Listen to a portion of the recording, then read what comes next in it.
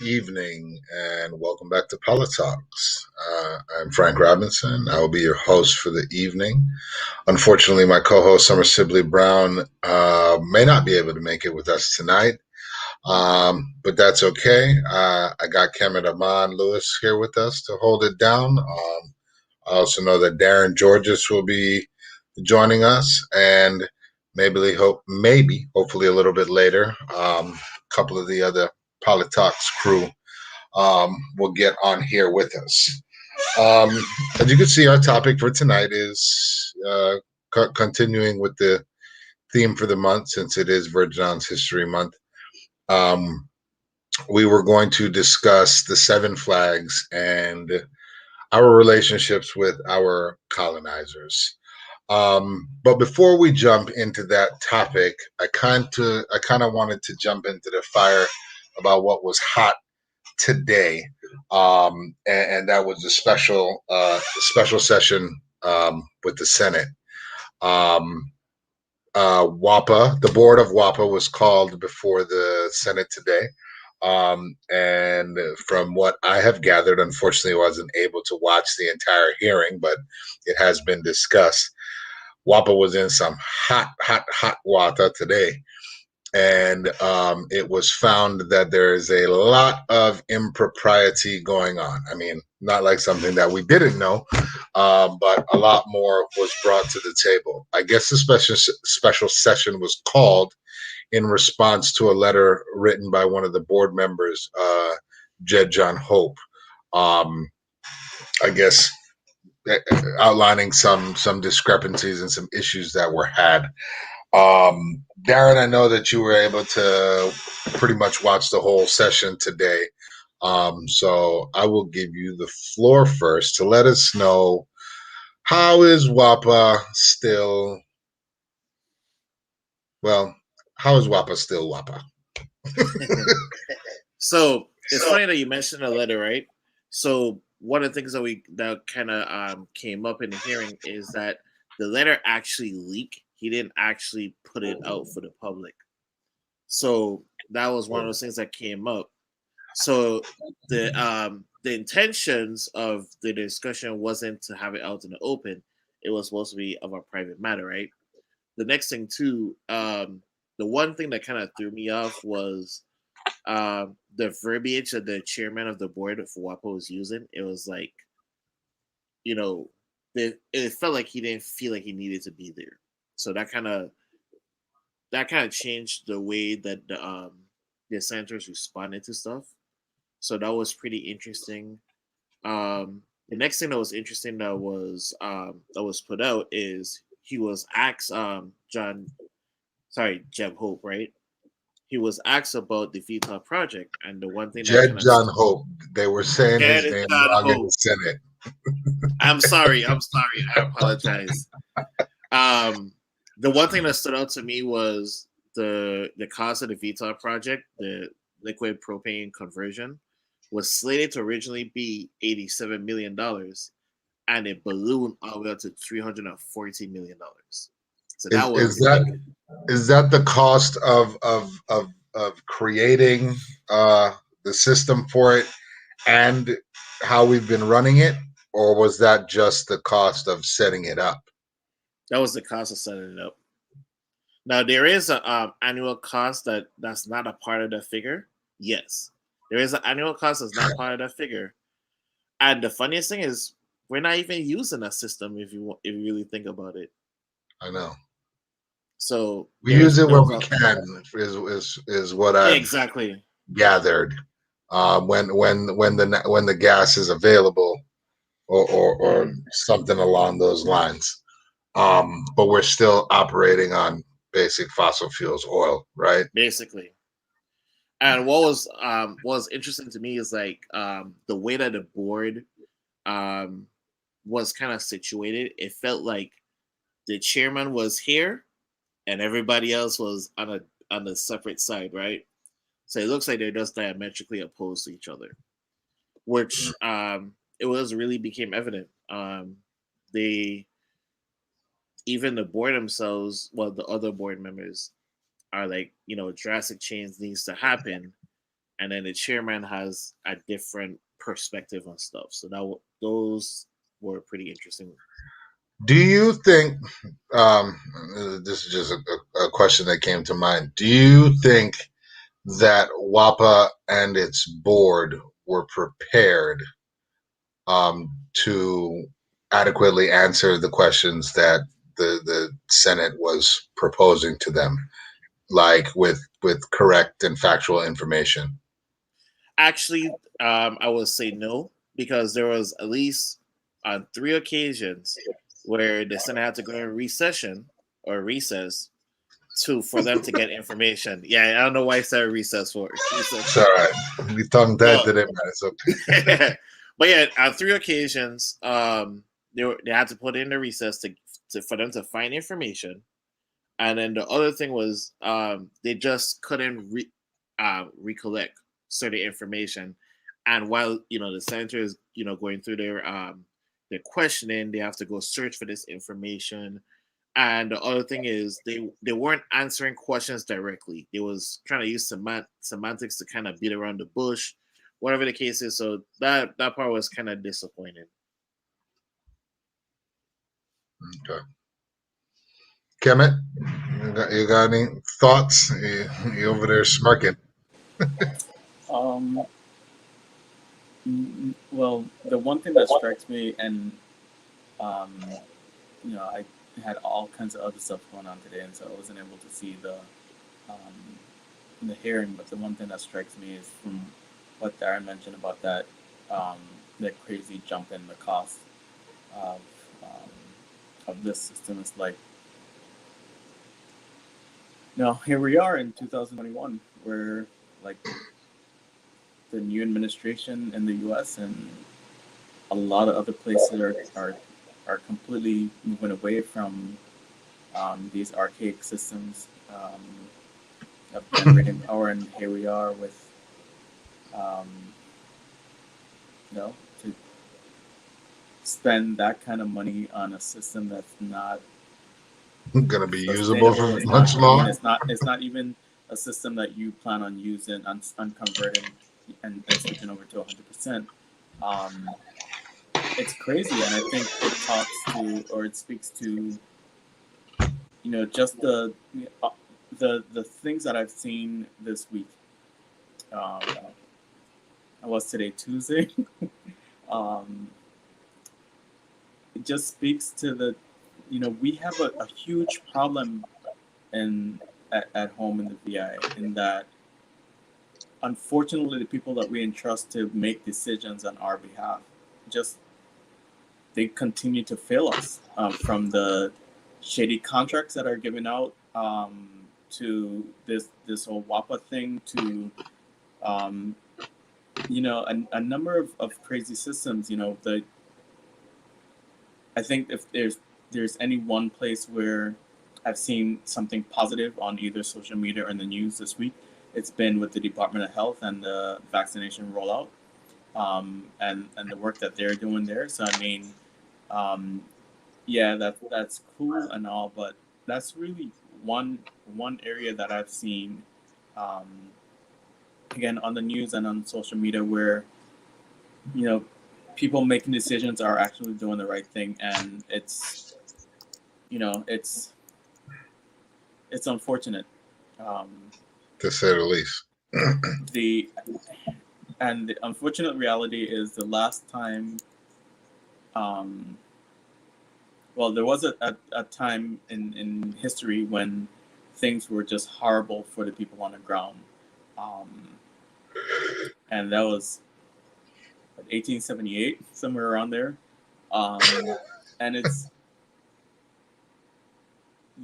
I don't know what the change is going to be this time around, but it can't. I mean, it can't continue to be the norm, the new norm, that people are going to sit back and just accept, time and time again, being screwed over. I don't use that word often, but screwed over by the government, the people that you have hired. Yes, you were elected, but essentially that you were hired to do right by people. And the fact that there's time and time again where people are just dropping the ball and just making life worse for people in the community instead of making life better for them. I think it's the most unfair kind of reality that people at home are living in now, and I hope that it changes soon because it just doesn't make sense, and yeah, things need to change. That's all. Things do. Speaking of change, Darren, were there any part of the discussion that discussed where WAPA may be moving in the future, or was this really discussing just what is now and what has happened? Majority of it was kind of what happened. The one key thing I remembered, they're talking about a zero tolerance for corruption. They said that that's a new policy that was implemented basically in 2021. I think it was February. So they didn't really expound or expand on what that actually meant. They just say like, hey, just corruption. I think the senators definitely push, things could be retroactive as well too. So I will say this though, if I had to say, looking at the hearing, there was definitely some few people that stand out. Donna Fred Gregory was definitely powerful in today's hearing. I will also say Janelle Starr was also pretty powerful. I think for the majority of the senators, they were pretty powerful. The line of questionings was just really direct, and they try to skate around it, and they just redirect the conversation back to what it intended to be. The WAPA board tried to skate around the questions. They definitely try to skate around a lot of the questions, and I just get the sentiment that there's so much we know WAPA has some structural problems, but it's definitely enabled by the board. I'm not saying that all board members are responsible, but just like from the conversation and the feeling you get is that the rest of the board is diametrically opposed to the director, and they have some strong feelings about things, and they directly said that there were changes that needed to be made, but they just wouldn't say what that is. But when you hear the conversation and you see it, the director and the rest of the board are not on the same page. Okay. Well, it's an unfortunate situation down at the Virgin Islands power plant. I mean, power went out today and also. During the hearing. It happened during the hearing. So, you know what I'm saying? Oh, man. But, besides mentioning the fact that WAPA, should have some sort of vision for its future, moving out of fossil fuels and looking towards green, sustainable energy in some way, shape, or fashion.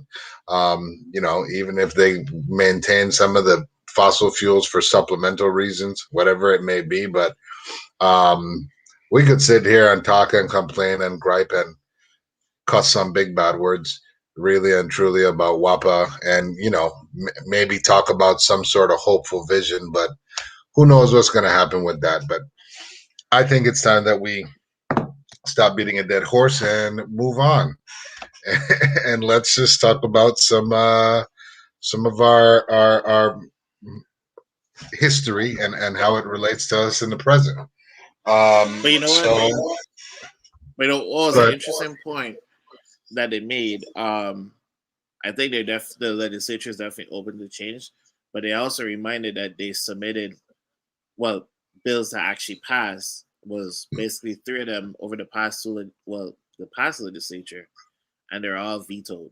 So they know that any changes have to be made. They have to be prepared to override such veto. So it's there were things that were put into place to kind of curb a good bit of this. So it just kind of begs the question: why was it vetoed, and how do we move forward? Well, hopefully this hearing today will be a catalyst towards some sort of change, even if it's just improving what is right now. So thanks for that, Darren. Thanks for the insight into the deets. as most people know, St. Croix and the Virgin Islands has a very rich history. I think primarily St. Croix, though, has a history of being under seven flags.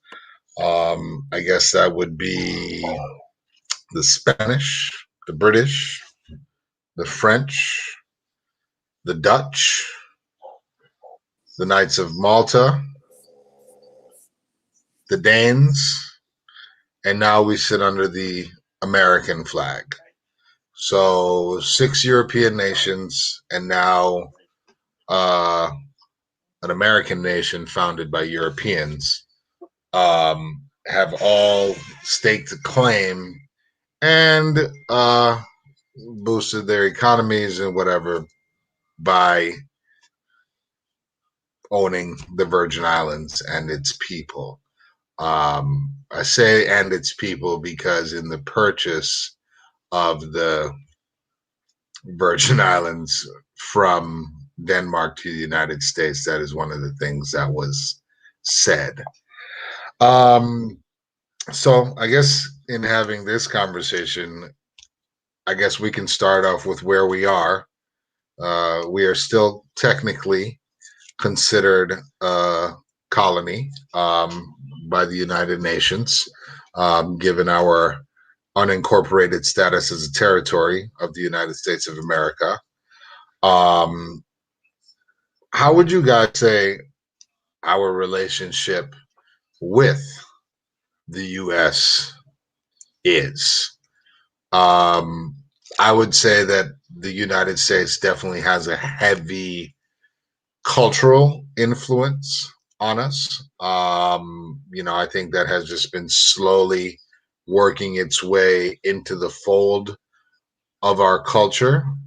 In some instances, doing more than working its way into the fold and nudging other things out.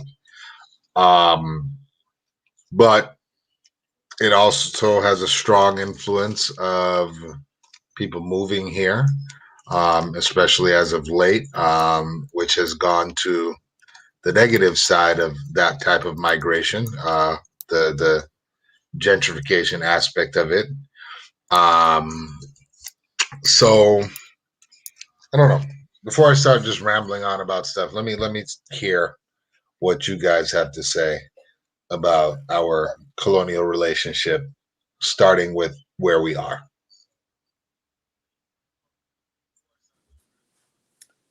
So I guess I'll jump in. Definitely pros and cons. Um, we had, coming off of last week's discussion, a really good discussion on decolonization, and I think some of the comments that we received made it clear that it's a topic that will forever be discussed, and there are a number of people that have opposing views. But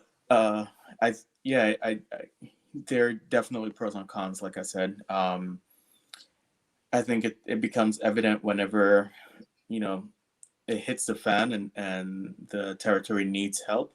I think it's evident in a number of instances that there's nothing that's sustainable, or nothing that's done in a sustainable way, in terms of like food security, in terms of just products in general and manufacturing. So much of what we consume is imported in, and because of a lot of that, you take the bad with the good. There are benefits, definitely benefits, for the territory being under the American flag. As I've said in a number of conversations before, I think one of our weaknesses is that we don't use that to the full advantage. And maybe we'll get there one day, but maybe we'll have people that knows how to invest, knows how to negotiate, and can capitalize off of the fact that we are a part of the United States. And then there's that flip side. There's, like you said, a lot of assimilation of the not so cool aspects of American culture in the territory, a lot of which is working to push aside a lot of the cultural values of the territory. I think St. Croix is in a particularly better space than other islands in that outside of some of the brilliance coming out of St. John and some of it coming out of St. Thomas, but I think St. Croix in general has done a pretty good job of holding on to culture and understanding the difference between the nuanced differences between culture and history. St. Croix has done a pretty good job of holding on to culture and celebrating it more than I've seen in many other places. So kudos to the home island for that. But yeah, that's kind of my thoughts on the U.S. Again, as I said before, we could be in a much better place. We should be a hub for innovation, for not just a place where things pass through, but a place where people like want to live and thrive and be happy. So there's that. I hear you about the pros and cons, my brother. I'm thankful for that blue passport that I have, but a lot of times when it comes to thinking about us as a society and the assumptions that people make because of that U.S. in front of our name, primarily the assumptions that Americans make when they come to visit is that we are homogenous and we are just like the rest of the United States. But when clearly we are in a unique geographic position and our ancestry is not exactly the same. May have some of the same roots, but we definitely lived a different story, been on a different journey. So there's pros and cons to it. I mean, I think that we do have a certain level of autonomy, but at the same time, we still have to get permission to do many things, and I think that it is hindering. Like you said, given the fact that we are a U.S. nation, you would think that we would be further ahead, but at the same time, I think in many ways, some of the American ideologies, American systems, and whatnot have served as a detriment to Virgin Islands society. I think that how do I say this without it coming across as offensive? I think there's a certain level of a welfare mindset that we have, and when I say that is that we are entitled to what America is supposed to give us, and I think that has killed some of our passion and innovation to do for ourselves, to create on our own, to clean up our own things, to figure out how to generate our own funds and maximize that. Because we have this crutch to lean on that's always going to support us financially because we don't have enough and we can't do it ourselves. And being of the Caribbean, I don't think that is true. I think that, all Caribbean nations have had help from, well, not all, definitely not all, but many Caribbean nations have had help, of course, from other larger countries to get where they are. But I think a lot of the innovation and growth that has happened in recent years comes from the people, because they know that they are people of that soil. I think one of the things that troubles me the most is when people who are born and raised here, people who have lineage and ancestry here, will put themselves or believe that they are, American before anything else. And for me, I'm a Crucian and I'm Virgin Islander first. I just happen to be a citizen of the country that owns us. I mean, looking on a map, like we're here and they're up here, and clearly we're something different. So there's that. Darren, did you want to say anything about the United States, America, your favorite country? I'm just here. No, is for me is kind of is can you guys hear me? Can you guys hear me? Yeah, we hear you. Okay, so the thing that kind of stands for me is, like this, like Kevin said, is pros and cons. The thing that stands out to me is like we're kind of treated like second class citizens. Like we have some benefits, but not the full benefits. And like you said earlier, is like we have to ask for permission, and a good bit of times we're told no for whatever various reasons. And I know that we have to get to we need to determine our path, right? Whether it's through independence, do we want to have a different status, or do we want to go full American, right?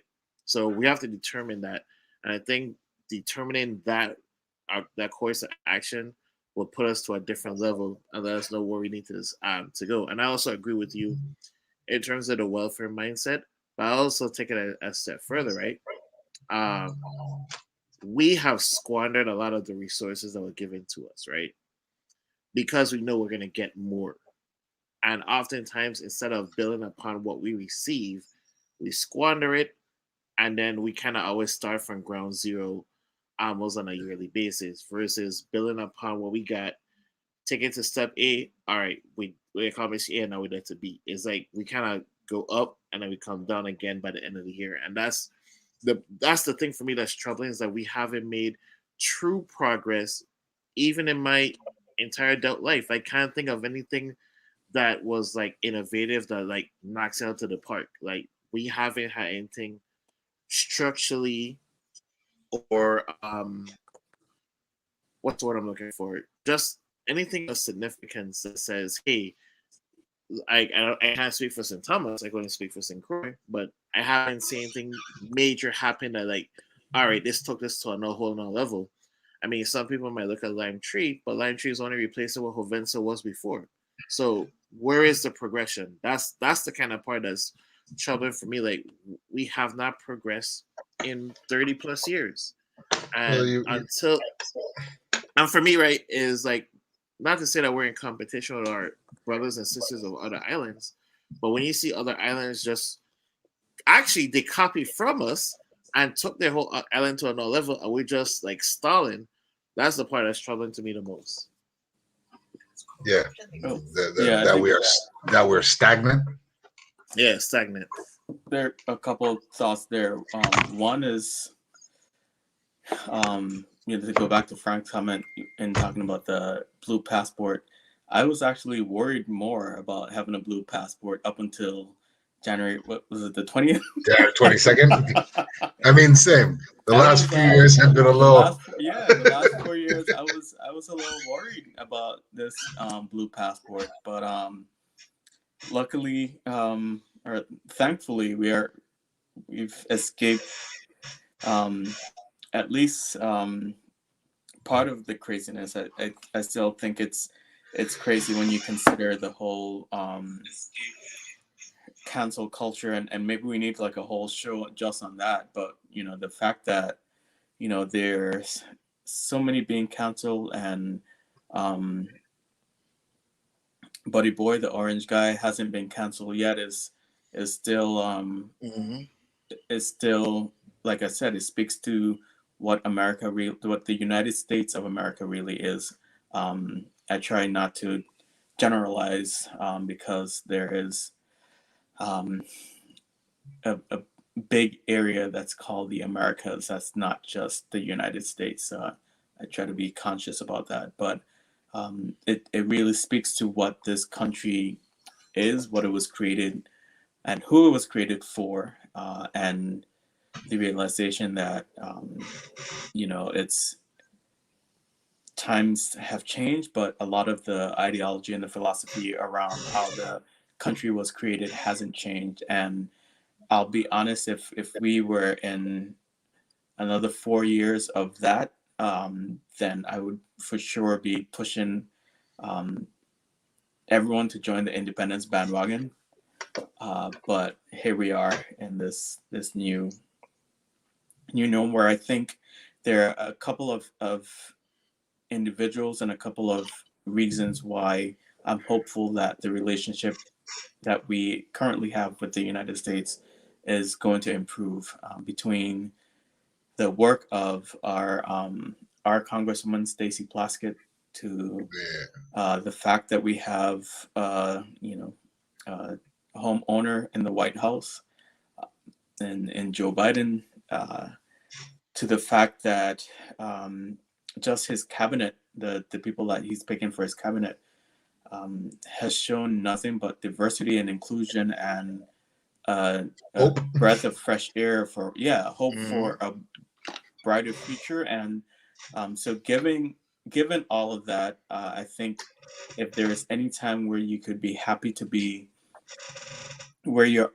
are right now, in terms of the not that you're a territory or you're a colony of the United States, but happy for the association right now, because I believe things can only get better, and I'll take my comments back if it ever got worse. But as for what I see right now, I believe that there are going to be good days ahead for the Virgin Islands. Definitely. Well, I think, Darren, you made a good point about squandering, our help, and I think that when you mentioned what you mentioned earlier when we were talking about WAPA with the anti-corruption laws that they're putting in place, hopefully that will be prevented moving forward. That when money is given to us to be utilized, we will use it to leverage ourselves to a better position, and not for personal selfish gain. Actually utilize and maximize the amount of funds that can go to the people of the Virgin Islands. I think that we aren't taking advantage of the benefits we have with our association with the USA. We are nowhere near total independence because we don't have a sustainable economy. I completely agree with that. I also think that it's a double-edged sword. I think that because of our corruption and issues, we haven't been taking appropriate advantage of our situation with the USA, and we haven't been using it to develop our infrastructure in a way that moves us towards a sustainable economy for the future. And like I said, a welfare mindset. A lot of times, if you get stuck in that type of system for too long, you don't want to break out of that, because the gap between being taken care of and having to take care of yourself, that's a big scary gap. You get to a certain point. Good luck with Uncle Joe. He doesn't forget we long time. How long has he been in office?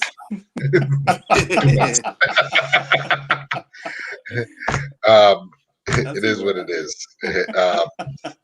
I take my chances with Uncle Joe before I take my chance with Uncle Donnie. I'm telling you that much. That's not don't even call him Uncle Donnie. That's not my uncle. That's not my uncle. He's 45.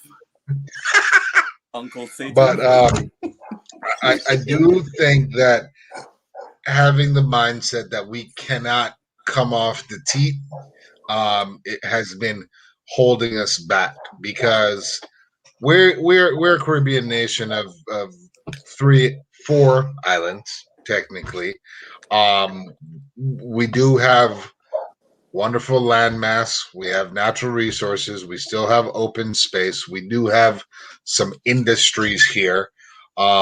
It really would just take some careful planning, a little bit of TLC and time, and you know, we could develop our infrastructure and different aspects of it in a way that I think that we can have a sustainable economy, or at least one that is sustainable enough that the help that we need to seek from the outside world, or the industrial world as they call it, would be minimal. You know, how does anywhere else in the Caribbean, how do other smaller nations survive independently? You know what I mean? Well, So I think to answer your question, right, it comes down to how we view our economy, right? For those like economic basics, right? The strength of your economy is as good as your middle class, right?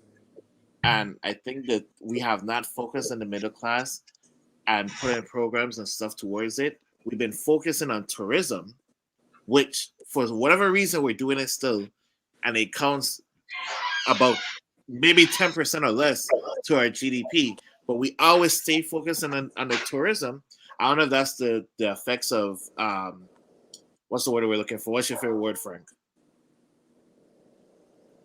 Data. What's your favorite word? Data. Colonialism? There you go. Sorry, it slipped my mind for a second. Economics. But yeah, I don't know if there's the effect of colonialism. Like we are there to just get these, tourists from America, because that's mainly we've been marketing our tourism to. Like we need to see our people as our economy. Like we have to invest in ourselves, because when we invest in ourselves, then that's when we can have a more diversified economy, and not based on a very volatile market that has been proven with COVID.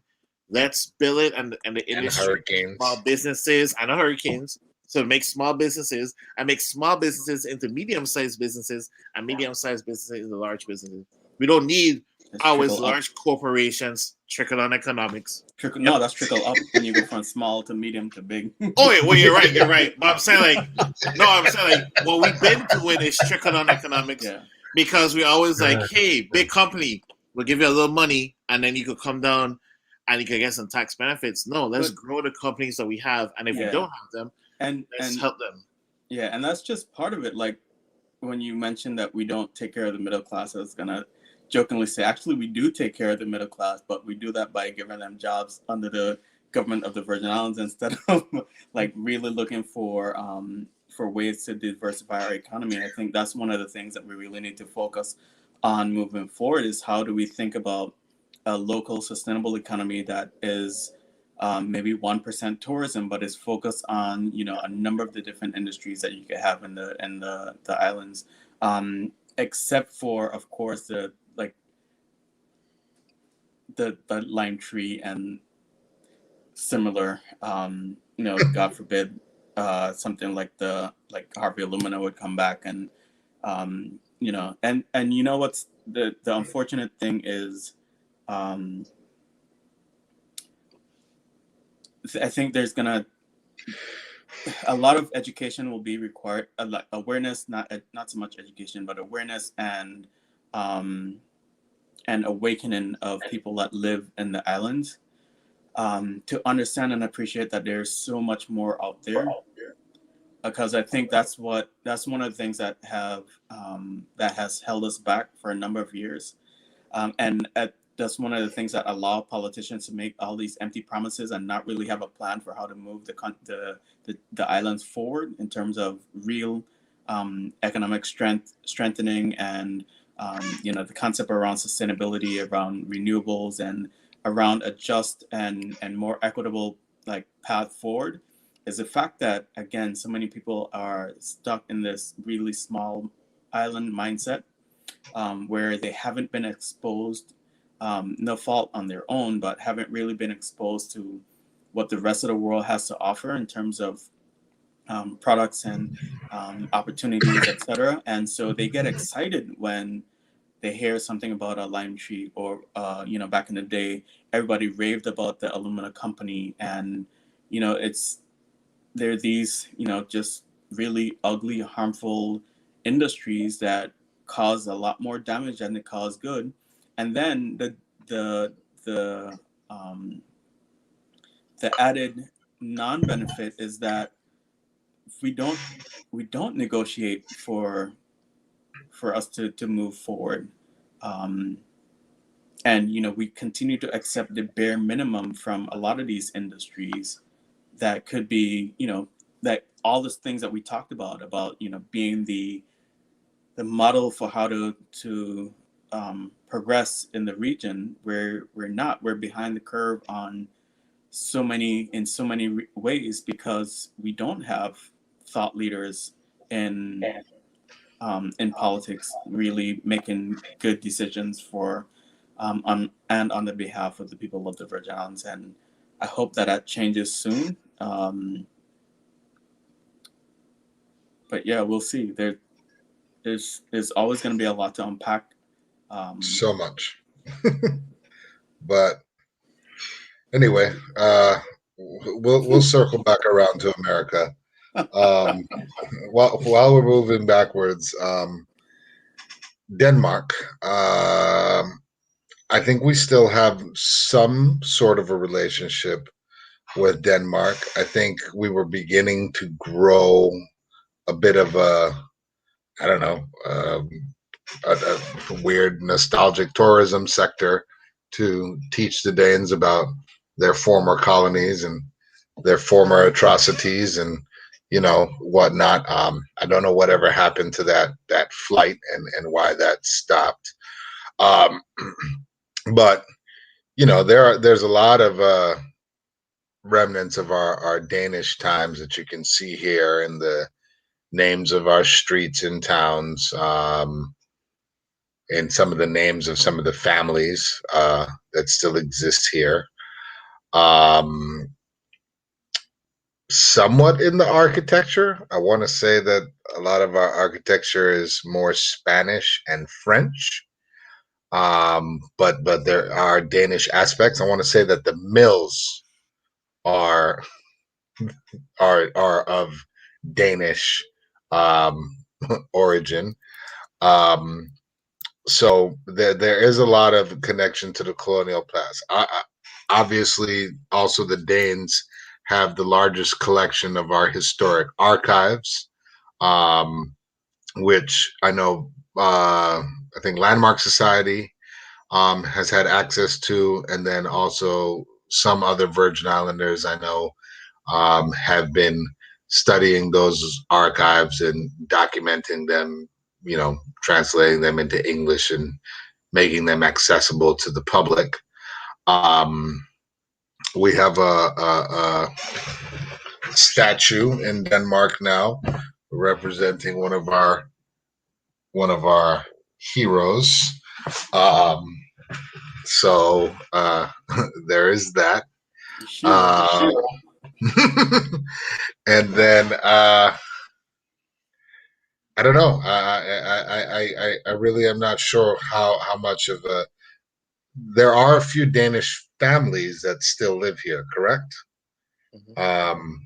So I guess we still have somewhat of a connection to Denmark, but really after Denmark, and I'm surprised that I don't know. I mean, like it's all kind of weird and in terms of the nostalgia related to colonialism.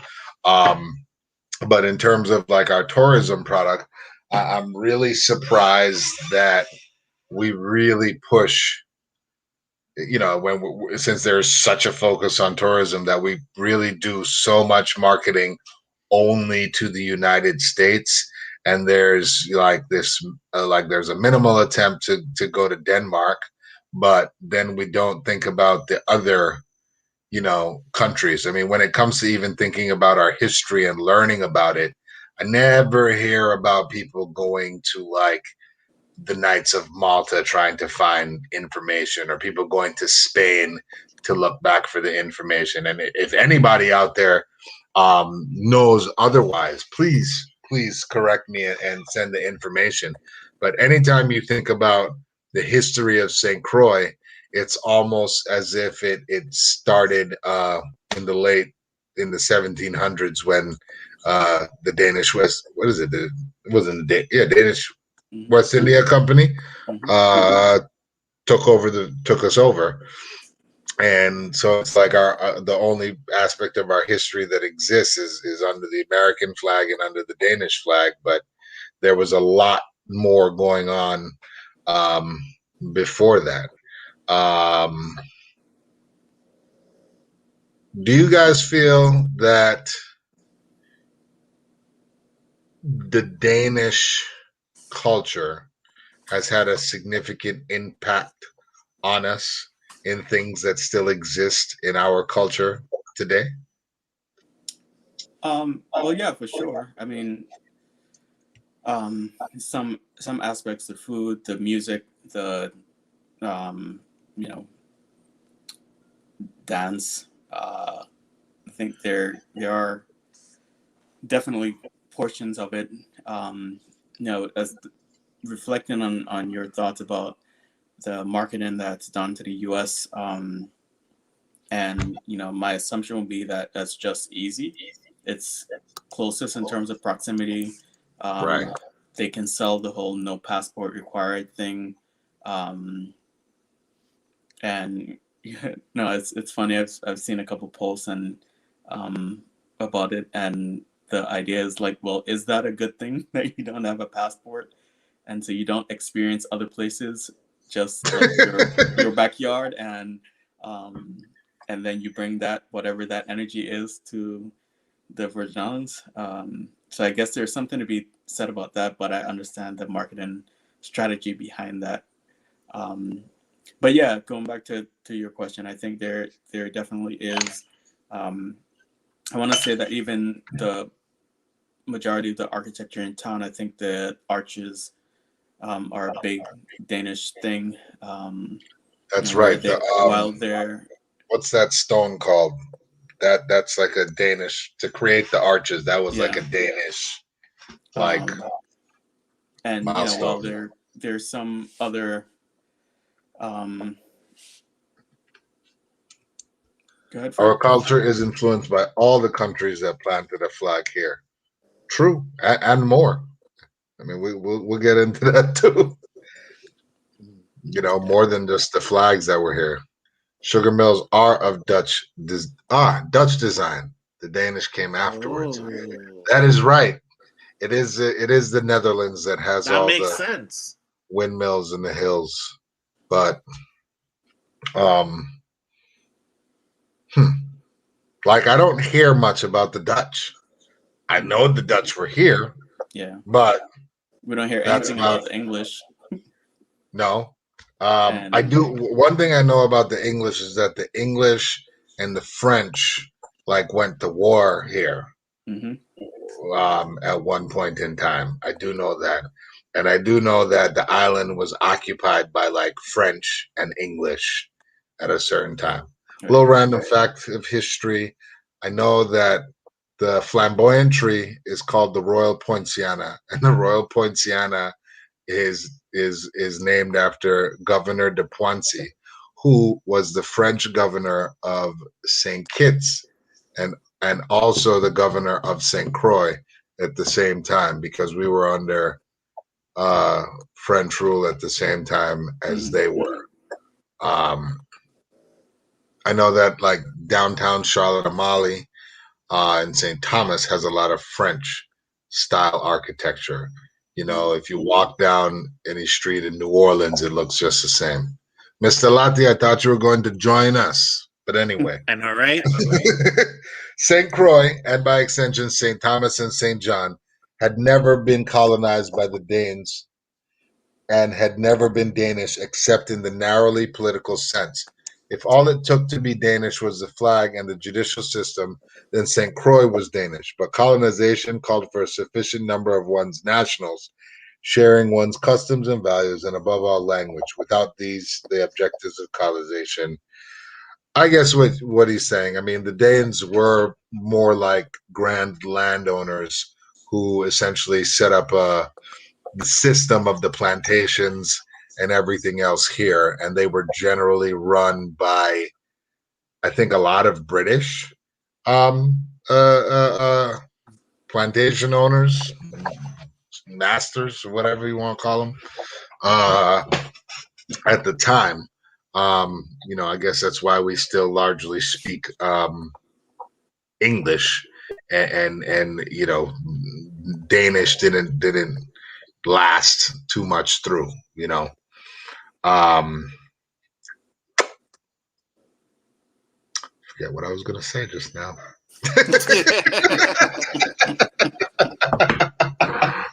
I can't help you with it.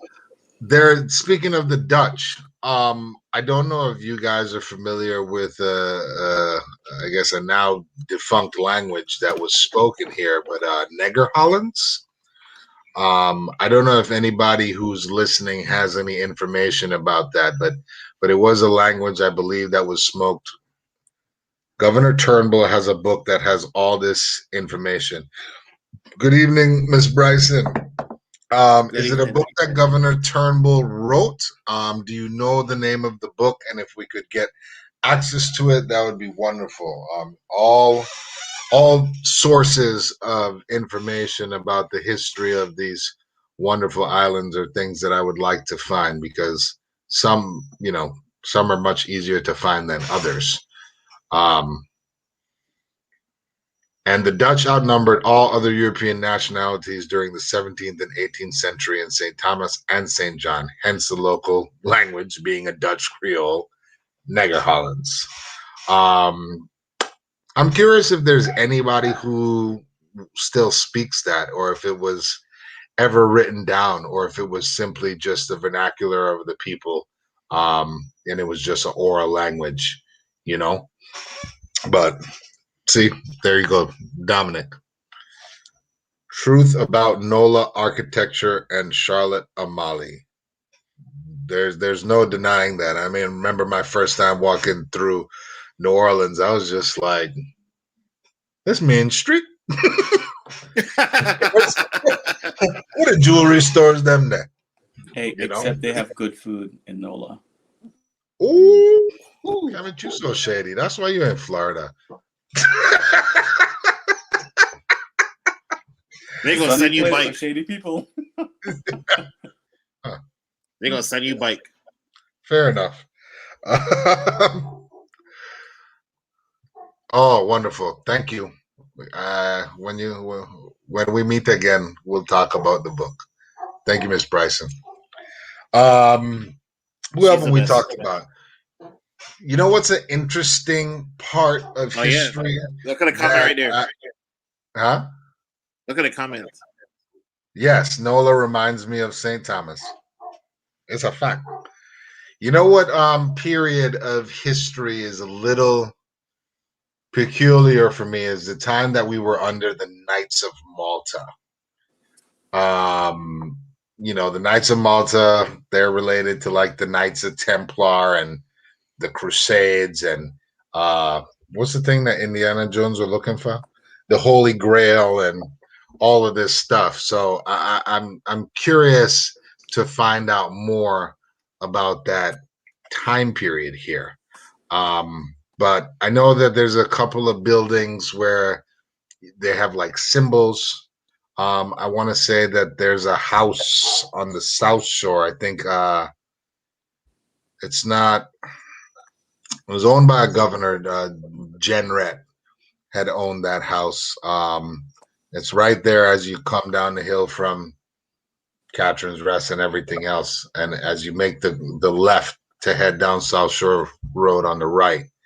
That property, I believe, is tied to the Knights of Malta somehow. But I think it's kind of odd that we have all of this colonial history between these many great, big old European nations and not, it's really kind of just glossed over.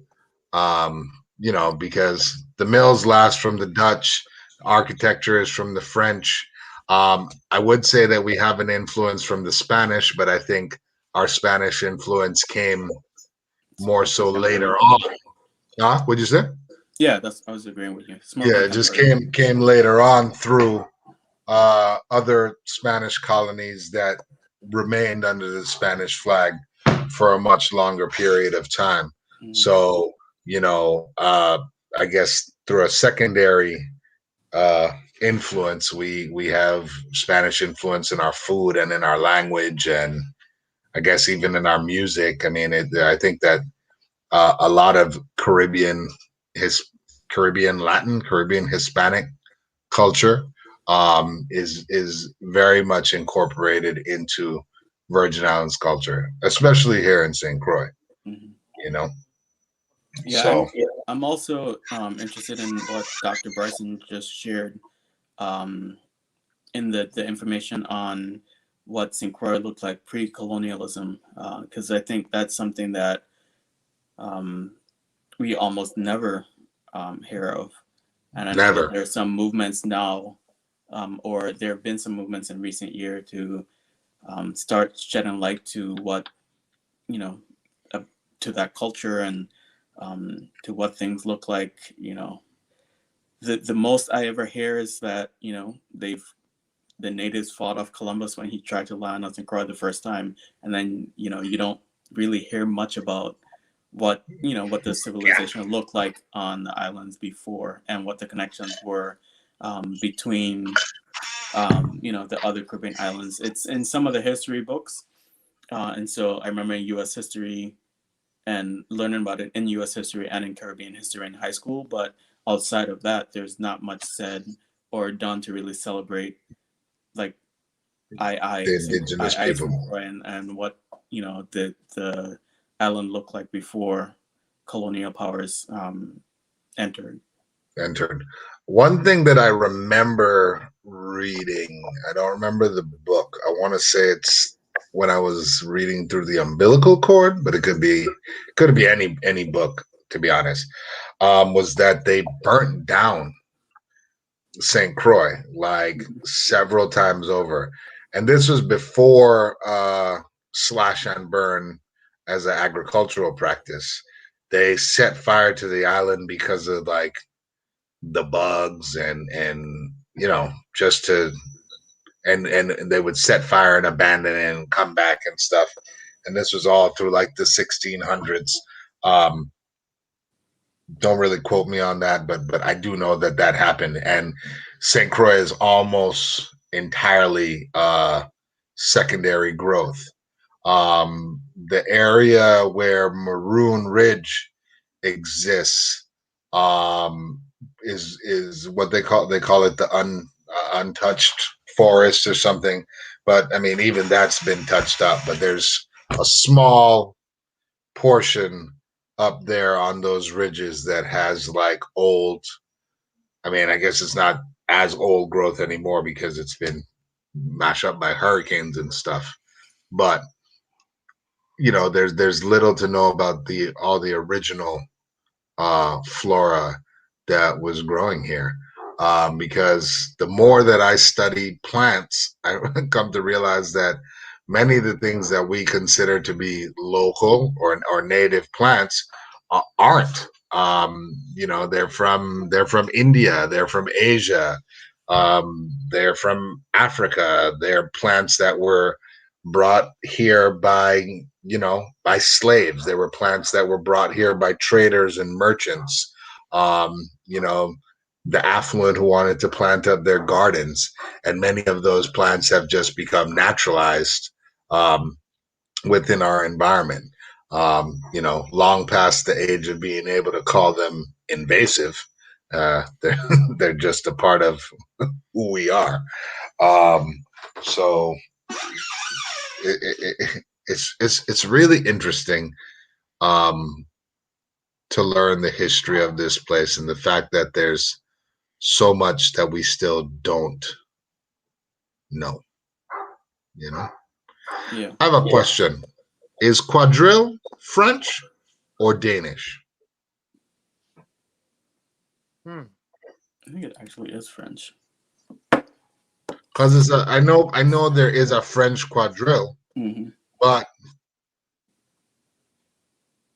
you know, and how Because quadrille essentially is just a square dance, right? Like quad drill, square dance.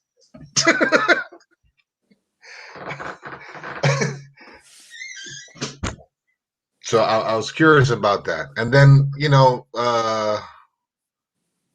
the music that goes with quadrille is quadrille music. And then Okay. from quadrille, we got Quelbe, right? When we Mhm. put our African twist on it. What you discover, Darren?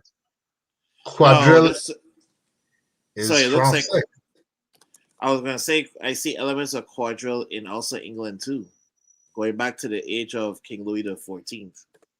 Well, King Louis the XIV was the French. We have conflicting comments here, French and Danish.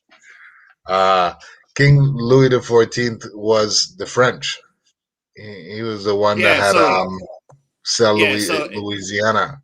yeah, it's French. It's French.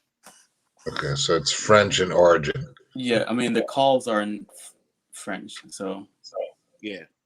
The calls are French word? two names.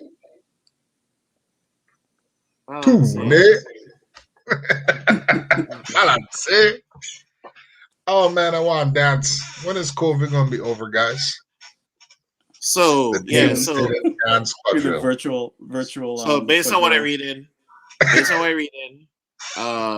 it definitely originated in France. It reached you to England, and then that's when it kind of spread to the rest of Europe. Word. Okay. So quadrille is a big thing. It's a big thing. Wonderful. Oh man. I know in terms of Danish foods, the only thing that I can think of off the top of my head is red grout. Rod grud. But what other let me take this comment first. Gums, the Encarnacion family came over here in 1927.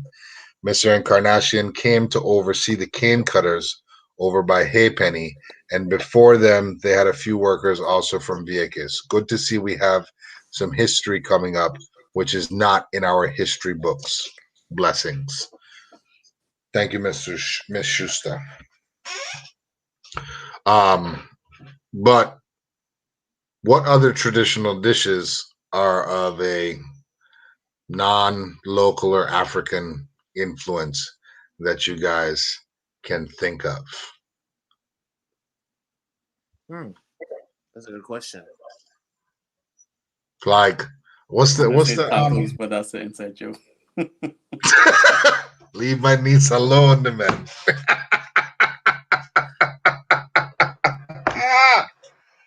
Y'all ain't right. Y'all ain't right. Y'all ain't right. Like Dondersla.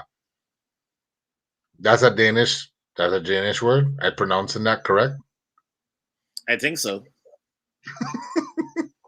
You know, It's I been would years since I've expect, seen correct, one. but I'm not sure. I would expect you two, Raven, to know about food, and so you like to eat a lot, and you like to eat more than anybody. So And that we would know more about food than you.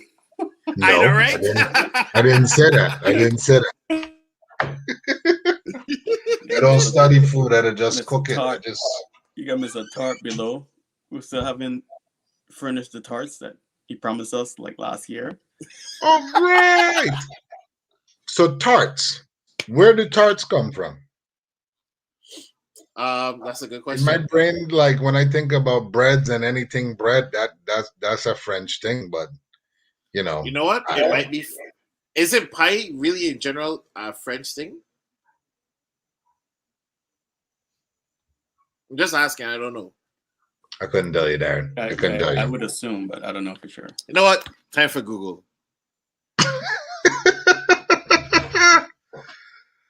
The word pistarco is of Danish origin, like our Pistarco Theater. We still have a Pistarco Theater? I think they were building it. Yeah, That's insane. I think that's the last thing I saw was that there's an effort to get it back up and running. Very good, very good. Very good.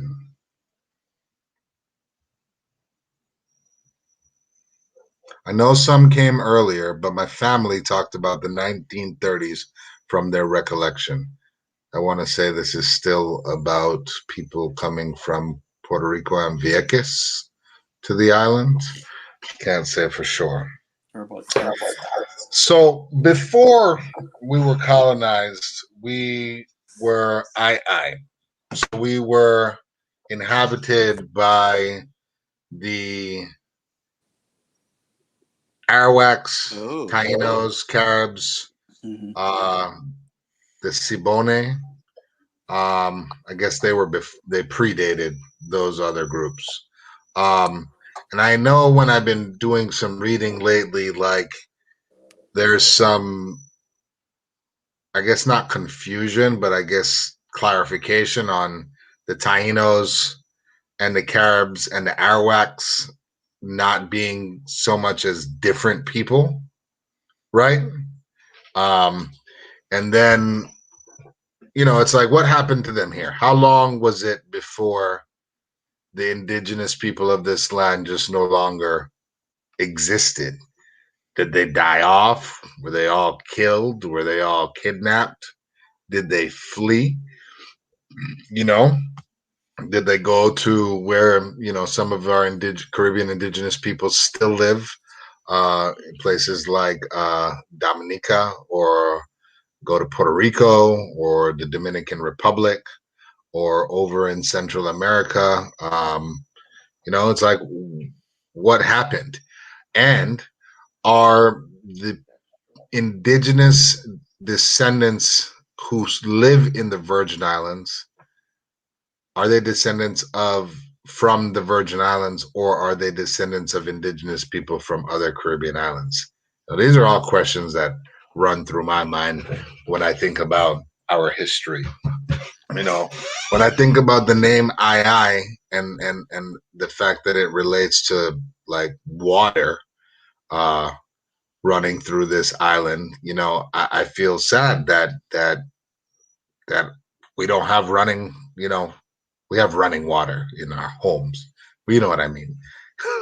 Natural running water, no natural running springs or rivers and streams or anything of that sort. You were Yeah, going I to say think something? no. I was just gonna say I think there's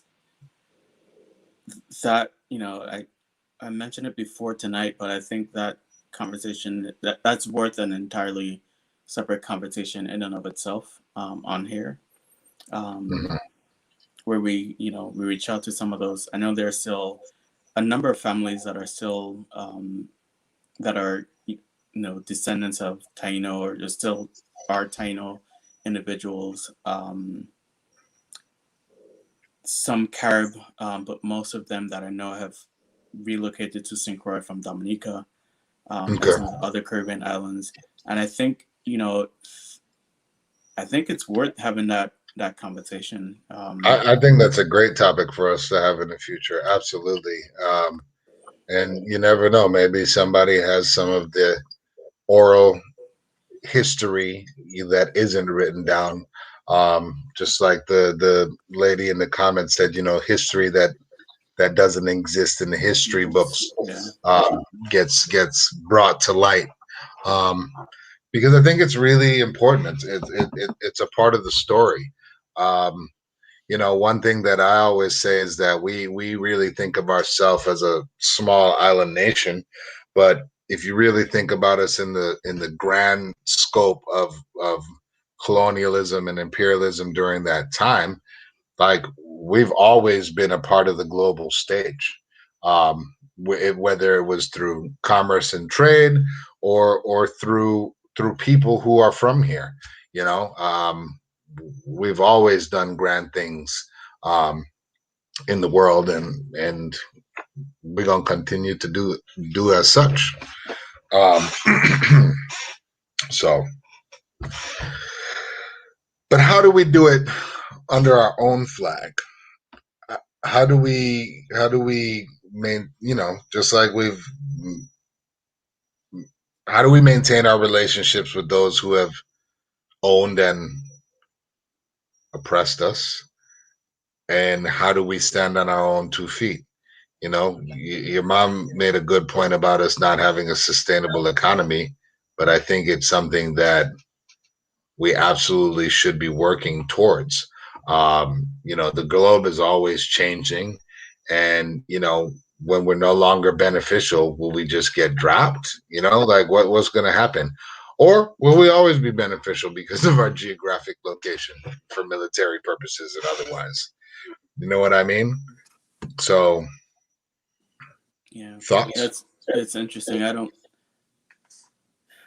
think the latter is going to be as important of a thing now, given that where we are with technology and drones and Right. all of that. Everything's digital. It'll be interesting to see where what's in store for the world in the most global sense for the future, because I think one of the things that we're going to have to also do in the VI in thinking about what could be a sustainable economy for us is really start to think outside the box and think ahead. Because like we know the maritime industry has been huge for a number of decades. But as people are trying to fly commercial jets to space, like how much of the the unfortunate reality in the VA is that we're always behind the curve on so many different things, especially when it comes to thinking about technology. We've been behind on the whole hemp and cannabis thing, where people were suggesting it years ago, and we could have been ahead of the game. We aren't. The whole idea of renewable energies. A lot of the other Caribbean countries are talking about it, and we still aren't there. We're still celebrating fossil fuels, and if there's anything to ever suggest that we are a colony and aren't able to think for ourselves, that's one of them. So it'll be interesting, looking ahead, and for the thought leaders out there thinking about what our economy could look like. I think one of the most important things we can do is start to think about what 50 to 100 years in the future is going to look like, and start to envision and imagine what we could offer to the rest of the world and what we could offer to ourselves to stand us up apart from the rest of the world. But again, that's just me being a wishful thinker, and we'll see. We'll see. I try to get optimistic when we talk about home because I love it so much, but the crappy leaders that we've had over the last few years don't give me much hope for what our future could look like. But like I said, we do have some bright spots, and if we can clone Congresswoman Plaskett and a couple other powerful and well-read and just knowledgeable people, I think we can start to do some really cool things. Oh, I just wanted to say, right, I found out Tarte actually originated in France. That's what I said. Oh, I missed it. Anyways, and to respond to Kemet, I'm gonna quote the great Nazir Jones, or whatever his name is, Nas. The world is yours. The world is yours. You can make it whatever you want it to be. The world is yours. The world is ours. That's my point. The world is ours. Yeah. We have the potential and capability to do anything. We have the potential to make great things happen. And I just want us all to know that. I mean, I think one thing that we can gather from the conversation about our colonialism and our history in it is the fact that all of these countries have seen something of great value and importance here. And whatever that may be, like it's been 500 years of somebody wanting to own these rocks. You know what I mean? So, and you know, somebody else benefiting from it and us, That too. exactly. benefiting from it So, and us. We've continued to work for others. The land continued to work for others, and we've yet said, you know what, it's time for us to do for ourselves. And the yeah, unfortunate like we reality got, is, and we've said it a number of times, it's gonna take the masses to be on board and wanting to do more for us. Time for them yeah, to wake up. Wake up. it's almost like we got swindled and bamboozled into the same system that we were brought here to deal with, just, you know, dressed up a little nicer. So my take from this is that because of the richness of our, not just our colonial flags, we are ancestors, we our ancestors come from Africa. We also have ancestors that come through all of these other Caribbean islands.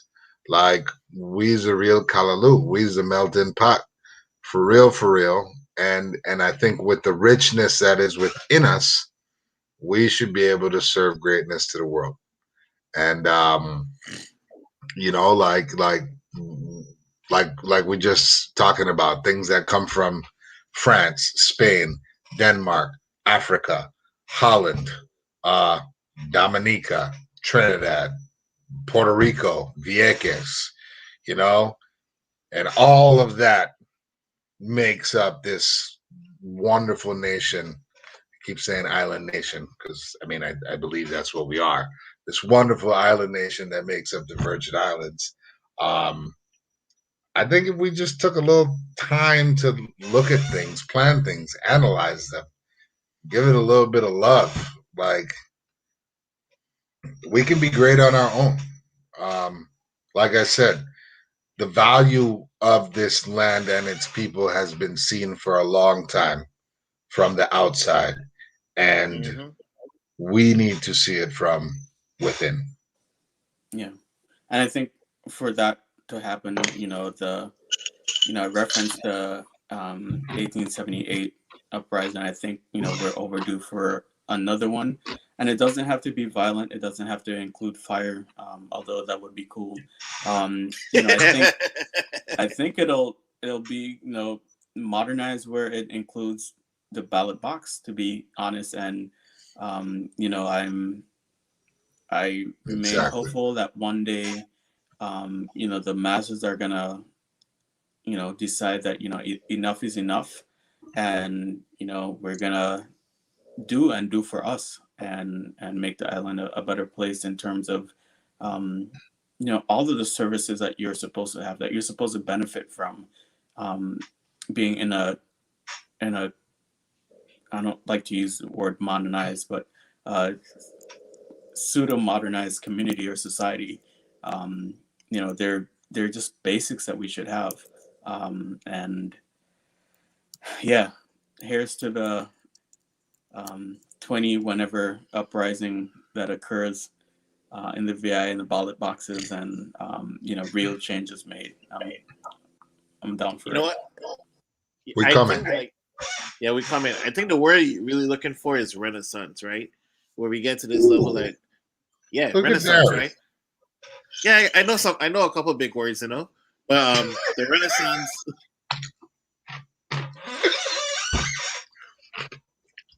Carry on, man. So I think like so the renaissance, right? And like Kim is saying, it goes from the way that we start to like leaders, and we go from personality politics to like, yo, we need this actual change. Tell us your plan, and let's make sure that you go through with it. And I think also the renaissance encompasses like the way we educate ourselves, not just the traditional sense, but let's add in the culture pieces and our history, because I don't think we teach enough of our history. And if we teach our history, we can also prevent ourselves from making the same mistakes of the past. So I think that matters. And then incorporate science, and not just the traditional sense, but like Kevin is passionate about marine. Um, we could talk about green energy. All the latest technologies that we're sadly behind. Like, I don't think anybody, if you ask the traditional version of what they know about 3D printing and plasma cutting and all these things, they'll probably be clueless. And it's just that the lack of exposure holds us back. And I think the thing that we really need is we need to go back to being innovators. When we're innovators, then that's how we progress. And I think What's when the we mother stop of being invention, though? um, Necessity. Necessity. there you go. Necessity is the mother of invention. And because we don't have that necessity, because we got Uncle Sam up there, we don't have the drive for the same level of innovation. Yeah, I think that's coupled with what Darren said. Like a lot of there's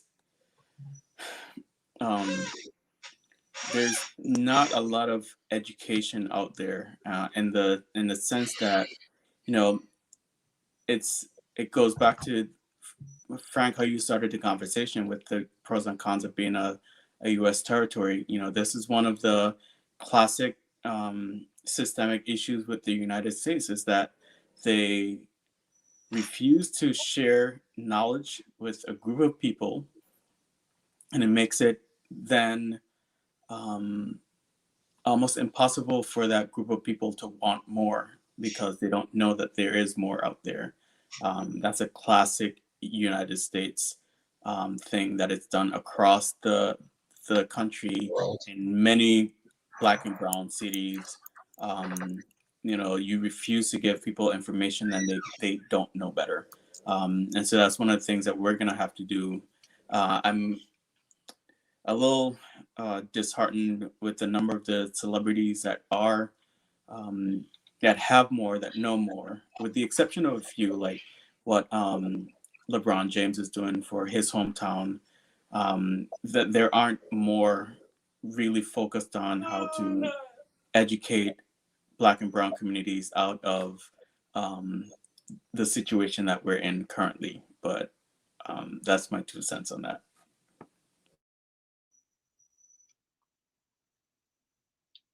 Yeah, we live in the age of misinformation, and people are misguided, because we don't self-educate nearly enough, So I hear what you're saying, Kemet. We are probably going to wrap up a little early tonight, seeing as a couple of our guests that I thought would have been contributing to the conversation couldn't make it. We all got real lives. I came late last week and couldn't make it the week before. So, these things happen. But Darren, I would like to hear some closing words from you about our colonial status and WAPA. So then I will say we need to determine our relationship, and we just need to make a decision. Are we gonna improve it by being a free what's the word I'm looking for, free associating territory? Are we gonna go fully independent, or we're gonna be further US? I think we've kind of, and I think part of our status is just the way we are right now is we've been stalling and making a decision, and we just need to make the decision. Just we need to figure out what direction we're gonna go in. And in terms of WAPA, we just have to really keep the heat on them, and not necessarily on them per se. I think we need to How you really keep get the to heat on when the power's off? no, Sorry. that's a nice one. No, when I say keep the heat on, right, I think we really need to. I know what you mean. I'm messing with you. I know. I was gonna say that when I say keep the heat on, is we need to really go to our senators because they're the ones that are gonna have to make the change. WAPA has over time after time over decades has not shown the capabilities to making those internal changes. So you gotta come from an outside force, and I think that definitely comes from the legislature. If they have to go through these bills, and override them, then do it, and then go from there. Heard. Comment. Yeah, just following on to what I was saying most recently. It's time for change, and I hope, Radical. I hope that it's not a handful of us. It always seems like we're preaching to the choir, um, and I hope that it's really not just a handful of us that want more for the Virgin Islands, want more for what could be a really it is a unique place right now, but what could really be a unique independently flourishing country at some point in time, if we get there. And so yeah, I those are my thoughts. Like, I'm committed to us continuing to share knowledge on what our thoughts are and how things can be improved. But I really hope that at some point in the near future, it becomes a thing that the masses are hungry for. That most of the people that live in the islands in the Virgin Islands are hungry for more and better, because what we have right now Nah, well, isn't it. And if you're struggling every week or every 2 weeks to take care of your family, and you recognize that just things just aren't the way that it should be in a quote unquote developed country that we're a part of. So yeah, here's to I'll come up with a term for the new fire bun. Election gate, or whatever we call it. the Renaissance, man, the Renaissance. Yeah.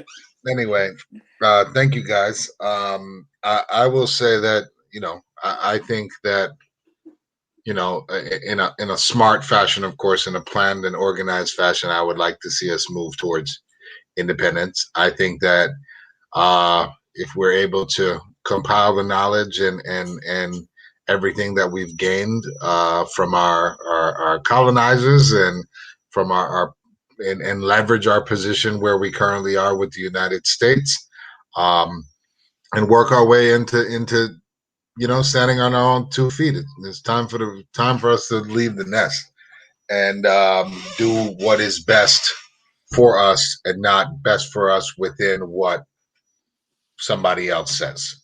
And that's how I feel about that. In regards to WAPA, I really hope that today's special Senate hearing is going to be a catalyst towards some form of change, some form of improvement, even if it is just making the old archaic system better for now, and then making a plan to do something green and sustainable and less detrimental to our health in the future. I just really hope that this marks a pivotal point in actually getting something done about WAPA's improprieties, indiscrepancies,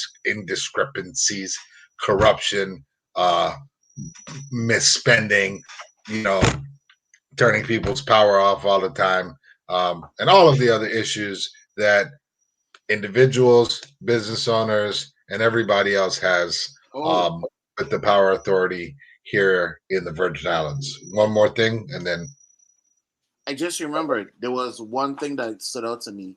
So the same guy, Jed Hope, he said something that was really profound. He said, "What? I said something wrong again?" John Hope. John Hope. Listen, I didn't name him. Anyway. So he said something profound, right? He said that currently the WAPA is basically producing 20% more power than is needed, and the industry standard is 5%. So we are producing power that we're never using, which in results creates a higher water bill for us. I remember that part. What? Anyway, Yes. thank you guys for tuning in to PoliTalks. That one does blow my mind. Thank you for tuning in to PoliTalks. Thank you, Kevin and Darren, for joining us. Hope the rest of the team can be back with us next week as we continue discussing things that pertain to Virgin Islands history. I love you all and have a good night. Good night. Yeah. Peace.